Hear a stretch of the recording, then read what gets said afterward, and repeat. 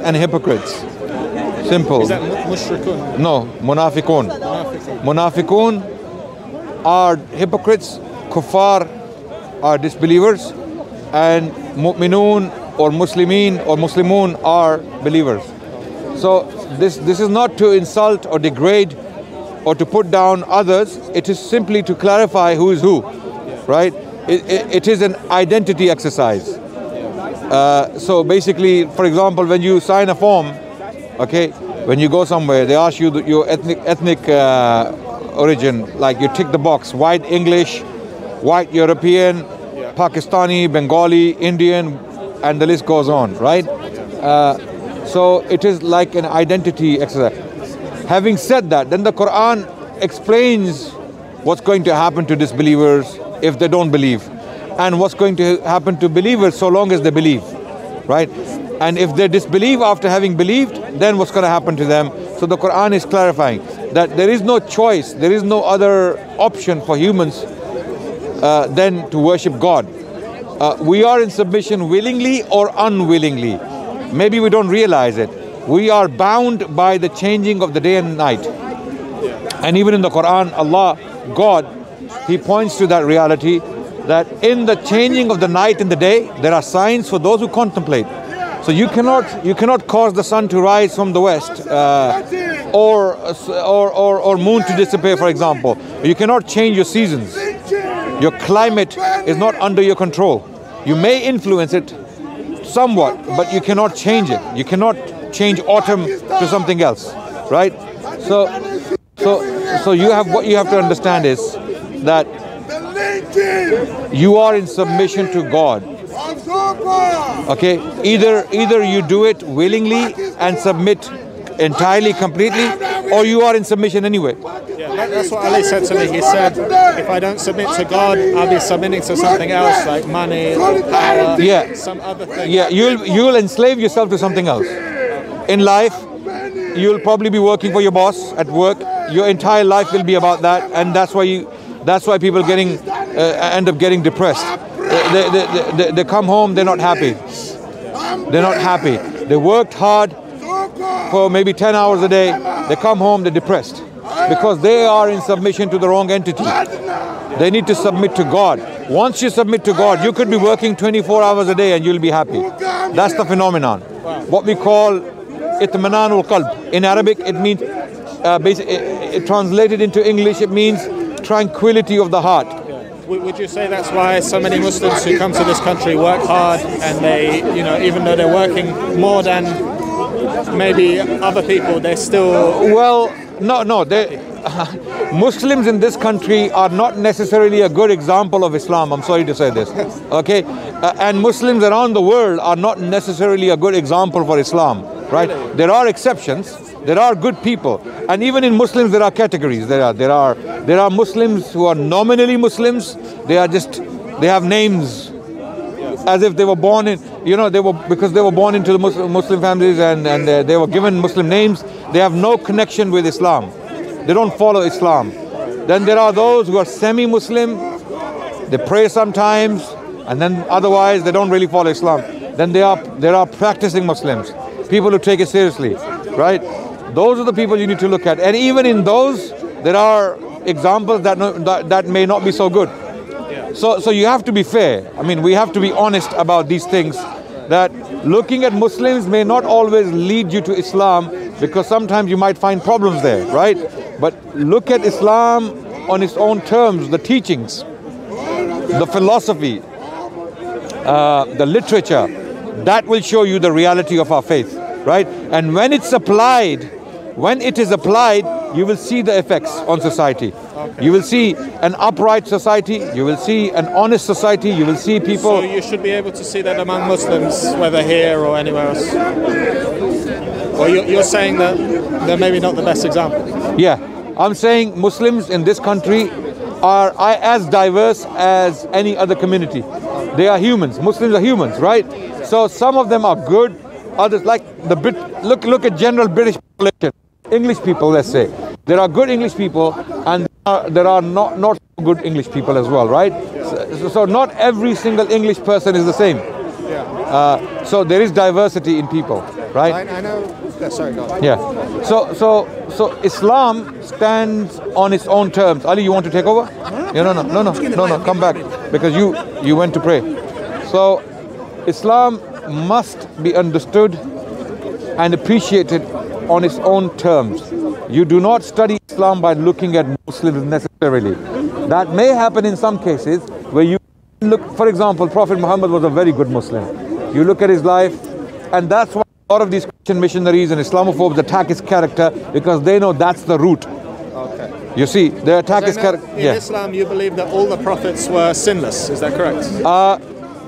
Sinless in the sense that they will not commit major sins deliberately, knowingly. They will not fall into adultery, into intoxication, into lying, cheating, and things like that. They are not like walking around normal for humans, right? They might fall in normal sins, but prophets are free from that. This is our belief. But do they make human errors? Absolutely, because they're humans. If they don't make human errors, then they're not humans. But you believe the Prophet Muhammad was the perfect example? He was a perfect example of Islam, yes, absolutely. He was a perfect example as a Muslim.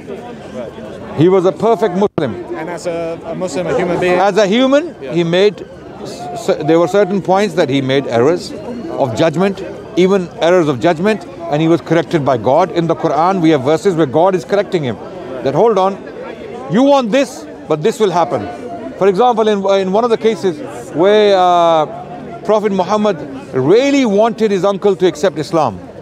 One of his uncles, Abu Talib, who was dying on his deathbed, the Prophet was sitting next to him, asking him to accept Islam. Accept Islam, say the Shahada, there's a statement, La ilaha illallah wahdahu la sharika lah, that no one is worthy of worship except Allah, and I, Muhammad, I am the messenger of Allah. He said, Ala millati Abdul Muttalib, I die on the way of my father, which is idol worship.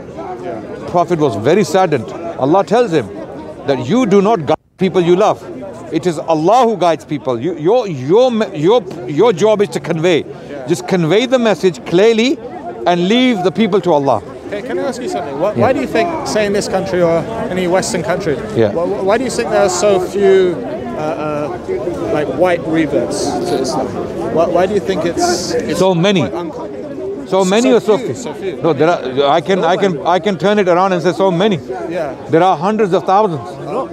Actually, there was a study that said 100,000 people come to Islam. So how many in this country, for example? As far as I know, there was studies that 100,000 people come to Islam every year. In Britain? In the UK. 100,000? If I'm not mistaken. Or it might, and majority are women. That's a lot of people. That is a lot, if I'm not mistaken. Majority are women. Okay. Yes. 70% are women. 3 out of every 5. And Islam is seen as some sort of oppressive religion. Women are oppressed in Islam. That about segregation. Supposed to be, right? And ironically, women are coming to Islam in Britain without anyone pointing a gun. Well, that's the gun. thing. And you accept that. We discussed about sexualization of the woman, etc. And you said Islam has a working model when it comes to the humanization of women. I saw this video actually where there were girls on the street and they just Western girls or whatever, non-Muslims, and they put a hijab on them and then see how they look with the hijab. There's the one where, for example, in New York, it's called Walking in New York. So there's a woman who's dressed up in a not in a hijab and she's getting harassed, catcalled, and then they put her in a hijab. Now, we're not saying if somebody wears a hijab, they won't get raped. We're not saying that. What we're saying is, for example, like we discussed before, Islam deals with it on a micro level and a macro level. On a micro level is that Allah tells the believers... Sorry? The battery. What? The battery. They want to change the battery. Anyway, continue. Okay, we'll continue. So, okay. My name is Adnan. Luca. Okay. Where are you from? Born British, parents are from Europe. Okay. Which country in particular? Serbia. Serbia. Okay. And Serbia has a very long history with Islam, as you know. You're probably aware. Yeah, I know right? about Bosnia. Modern and medieval. You know, during the Ottoman period, back and forth.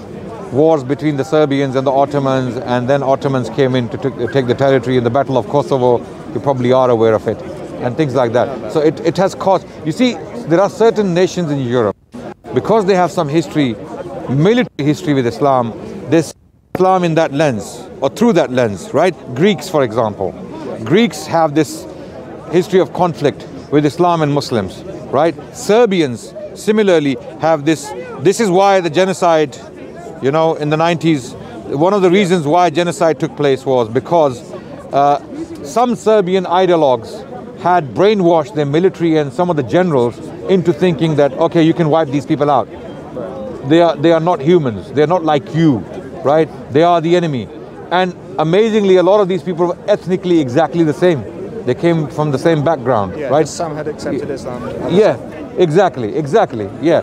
So we have to put aside some of this history and see beyond this. You know why he's doing this? Do you have any idea? Oh, he's heckling, isn't he? No, he's not heckling. He's doing it so we cannot do this. We cannot have conversations. They are for. I said the only thing they fear is not we are going to go and blow ourselves up. It's this. This is the biggest da'wah. That's what Allah says in the Quran. Strive with them with a greater jihad. And you know what the scholars say? It's talking about the Quran.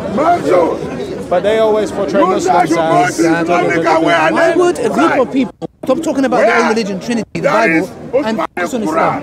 Where is it? Yeah, because this is now, it's two reasons. One reason is that you don't have to defend your false faith. The other reason is it brings money. Attacking Islam, Islamophobia industry pays well. Right. It's a lie. It's a lie. Did you take your medicine? Anything coming out of Right. about Islam, it's a lie. So anyway, continue. Don't worry about it. So coming back to our issue, our question, that there are people in Europe, not only in Britain, many people in Europe, they are accepting Islam because their current system is not offering anything to them. There are people in Poland, there are people in Latvia, Lithuania, because previously they were completely blind to Islam. They had no idea what Islam is. Now with social media, they are on their phones, they are watching videos, they are reading stuff, and the governments cannot stop that. Okay? I just asked Ali, what's the attraction of Islam? What do you feel Islam teaches? What is there to offer to him to know? Most importantly, a cleaner life, a cleaner mind, and a cleaner, more rational faith. A way to live, something to live for. Because anything other than Islam fails to provide that. Christianity fails to provide intellectual satisfaction. It doesn't satisfy you. It's confusing. It's very confusing. When you read the Bible, you know this is not from God. You know, I mean, any sane person, any honest person. I'm not saying Christians are insane. There are scholars among Christians, right? But sometimes you need to have the sincerity to accept it, right? A lot of these people are not sincere, unfortunately. So you read the Bible with an open mind, you know this is not from God. This is all messed up. This is it's a mashup. It's a mashed potato, as they say, right? It's all over the place. With the Quran, it has a consistent message from page 1 to the page last. Because I've heard Christians say that in the Quran you have the stories of some of the prophets taken from the Bible, and they would say the Quran, they just have shortened versions. In the Quran, we have stories that are similar to the biblical stories. They're not the same. They're not borrowed. Because when we look at the details, we come to realize that the Quran, for some reason, somehow corrects the mistakes of the Bible. And not only that, Ustad, it came to defend the honor of the Prophet. Because if you look into the Bible, it tells you that Lut had intimacy with his own daughters. So the Quran came to defend the honor by rejecting these notions of how the prophets slept. Yeah, this is the point I was making. In the Bible, they say that prophets committed some sins. Yes, exactly. Major sin, major sins. Major sins. The Quran came to defend the honor. David is getting, you know. Yeah. So we don't have that. This is how we know that the Bible has been corrupted. Some corrupt minds, corrupt people inserted their ideas into the Bible. And there is no doubt about that, right? Even Jewish and Christian scholars will admit to that there are passages, there are parts of the Bible that have been interpolated, right? So now what do? We have two choices: either to continue following the way that was given to us to us by our ancestors, or we rethink our existence. We rethink our entire life. Is this the truth? Is this the way to God? Firstly, God exists. We cannot escape from that. There is no escaping from that. If God exists, then which way is the clearest? the easiest, and can you go away? he's not going to go away. He's not going to go away. He's not going to. Are you a Christian? Culturally Christian, but now I'm agnostic. As a Christian, how do you see that coming from another Christian? But he's not a Christian. Culturally, but as a human being, when you see that, does that show you how strong Christianity is? Why does someone have to, we're having a very calm, decent discussion, a conversation, right? And we're not promoting any violence, any evil or anything like that. Why is he so upset?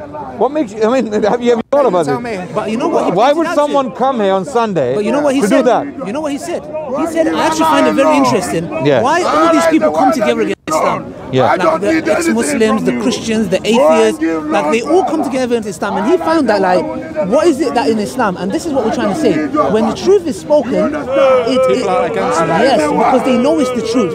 And they don't like that. And that's the reason why the Almighty in the Quran mentioned this to the prophets. Because warning him, they are going to come and kill you. And that's exactly what the pagan Arabs attempted. And he had to run away. Because what they would do is they would try to mock your message. Then they would try to stop it. Then try to come. This happened to our Prophet. Yes. And when he was preaching, there were people, they would come and do exactly this. They would shout on top of his voice so the people cannot hear him, right?